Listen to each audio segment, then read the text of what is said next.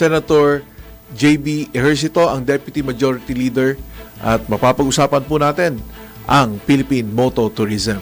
Senator JB, magandang hapon po. Ay, magandang hapon, Colonel Boong Nebria, at sa ating mga tagasunod sa DWIC. Magandang hapon po sa inyo lahat. Senator JB, kasama po natin si Ma'am Elvira Medina, ang sa commuter safety po, no? Siya po yung presidente. Ay, kamusta rin kay Ma'am Elvira? Ay, pasensya na sa medyo namamalat, medyo down pa ako, Colonel Bong, 1 week na, pero nagpapalakas naman, medyo matindi ang mga tama, mga strain at virus ngayon, kaya mag-ingat po tayo lahat. Senator, we would like to talk about Philippine Moto Tourism. Ano? I know you are an ambassador of this at saka supporter po talaga ng not only motorcycle riding but also the tourism in the Philippines. Sir, can you tell us about Philippine Moto Tourism? Actually, Colonel Bong, na conceptualize to mga 2018, 2019, dahil alam mo na pareho tayong rider. Yes, sir. Naisip ko lang, sabi ko, alam mo, ang hilig naman nating riders, makita yung magagandang tanawin, maka-discover ng masasarap na pagkain, no? Pag may pinupuntahan tayo, lalo na sa mga probinsya, parang yan ang nagbibigay gana sa atin para mag-ride. Kaya sabi ko, baka pwede rin natin gawin ito to promote na rin, makatulong na tayo, nag-ride na tayo, pero makatulong na rin tayo makapromote ng turismo. Kaya na-conceptualize tong Philippine Motorcycle Tourism na kapag nag-ride tayo, kapag may nakita tayong mga magagandang lugar, lalo na yung mga hidden treasures, baka pwede natin i-post at i-share. At ito'y pag may nakakita dito, halimbawa, sa local lang, pag nakita ng isang tatayan, sasama niya yung buong pamilya niya doon sa lugar na yon, natulungan natin ekonomiya, Colonel Bong, kasi yung multiplier effect ng turismo, malaki, no? Magpapagasolina yan, pupunta sa convenience store, pupunta ron sa souvenir shop, kakain, mamamalengke, mag-hotel pa. So, yun yung multiplier effect na naisip namin. Kaya doon nagsimula yun, kaya lang nagkaroon ng pandemic, medyo nagkaroon ng setback sandali, pero after nun, inadapt na ito ng Department of Tourism na Tourism Promotions Board, kaya doon na nagsimula itong talagang lumaki yung Philippine Motorcycle Tourism. Senator JB, I know hindi ka hindi ka mag-isa diyan, no? Sino ba usually nakakasama mo sa paglalakbay mo using your motorcycle? Ang madalas kong kasama, Colonel Bong, si Jet Li. Siya ang designated Philippine Motorcycle Tourism Ambassador. Kasi siguro nakilala mo si Jet, Colonel Bong, talagang isang lehitimong rider. Talagang skilled, talented. Tapos talagang dati pa, bago itong Philippine Motorcycle Tourism Program, umiikot na yan sa buong bansa, tapos in a way, pinopromote niya yung magagandang lugar, by sa kanya mga TikTok, sa kanya mga videos. So, kaya parang naisip namin, ang bagay na si Jet Li ay maging Philippine Motorcycle Tourism Ambassador. Inimbita natin siya, na-appoint siya, tsaka magmula 2021 up to now, 2020 yata, up to now, siya ay madalas kong kasama mag-promote ng Philippine Motorcycle Tourism, pero marami pang ibang grupo rito, Colonel Bong, na tumulong, no?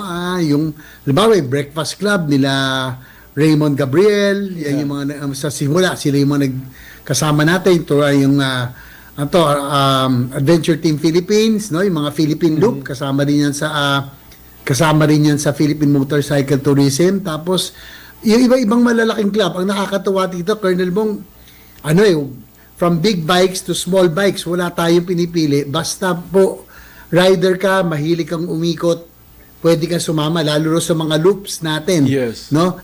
Sari-sari, magkakasama. At ang maganda rito, Colonel Bong, we are also promoting safety, no? Not only yung tourism, tsaka talaga yung safe riding, tsaka binabawal na natin yung humataw, sumasama sa loops, no? Talagang may maayos na briefing yan na talaga sabi namin pag merong pasaway at talagang pagbabawal natin hindi na isasama. Kaya the past few loops, thank God naman wala akong mga incident.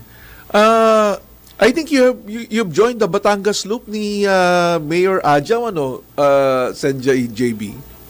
Ay, po, si Mayor sa Santo Tomas. No? Yes, Laging sa Santo very Tomas. supportive yun. Kasama yung Ipapasalamat Motoglide. ako sa kanya. Siya yung nag-host sa amin. Napakabait niyan. Tama, tama. Pero alam nyo, Senator JB, we really admire your passion in riding. Not only that, parang kinopold mo na talaga with tourism, promoting our tourism as well. Tama po yung kasi nakikita ko sa Facebook mo, pag nagra-ride ka, promote mo yung mga masasarap na kainan, yung mga magagandang lugar, and it becomes a promotion.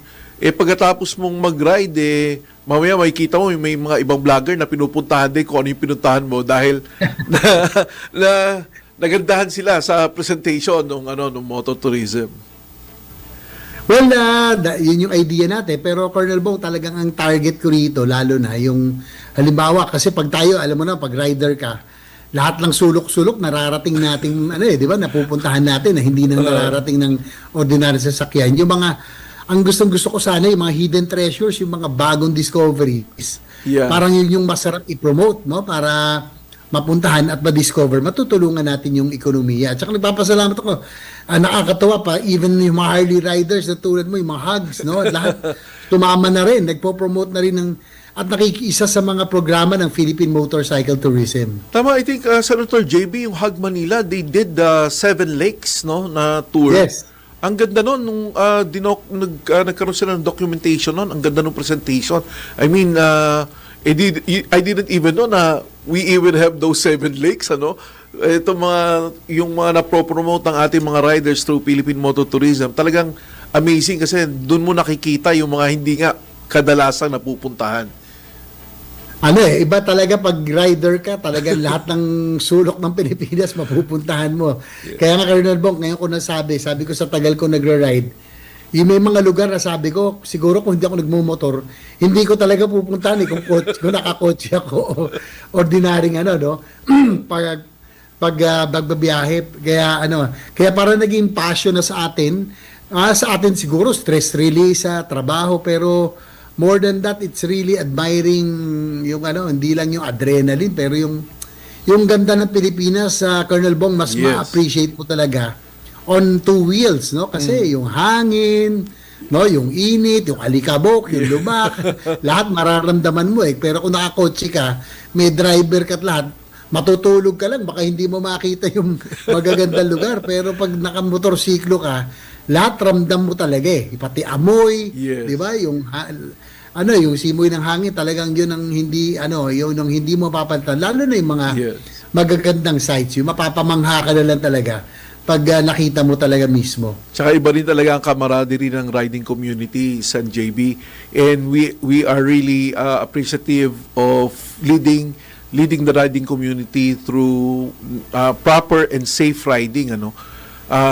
Talaga po yung advocacy nyo to promote safety among the riding community napakalaking bagay po to prevent accidents. And of course, yun nga, ma-enjoy natin responsibly yung pag-ride and at the same time yung mga pamamasyal natin. Senator JB, kami po ay lubos na nagpapasalamat sa oras nyo. I hope this will not be the last time. We will continue to invite you, lalong-lalo na po yung sa usaping transportasyon at likewise sa ating riding community, because your wisdom in riding and your passion likewise is priceless, and if we can share it to many responsibly. Papasalamat din ako sa Colonel Bong, lalo na sa yung mga inputs, no? Lalo na sa mga natin, yung mga measures, no, Yes. na para sa riding community, no, marami kang naitulong sa atin pag nagkakausap tayo. So far so good naman, no, yung mga pangako natin na natupad naman natin sa mga riding community. So far yung amendment to the Motorcycle Crime Prevention, mas maayos na ngayon, mas pro-rider na siya ngayon. At tulad din ng iba pa, yung mga napag-usapan natin, magkakaroon din pala, Colonel Bong, sa public service, ang LTO magkakaroon ng amnesty, no, para po sa kanila pong transfer of ownership very soon, online na. Hindi na tayo mahihirapan para maging malinis na rin ang records natin. Yan po ay pangako ng LTO po. At yan ay commitment nila sa buong riding community. Yun, maganda yan, panukala na yan, Senator JB, para sa ating mga riders. So wala na silang pangangamba about registrations, no? Sen JB, maraming salamat ulit at mabuhay ka. Salamat, Colonel Wong, maraming salamat, Ma'am Elvira, at mabuhay kayo. Salamat po, Sen. Thank you, sir.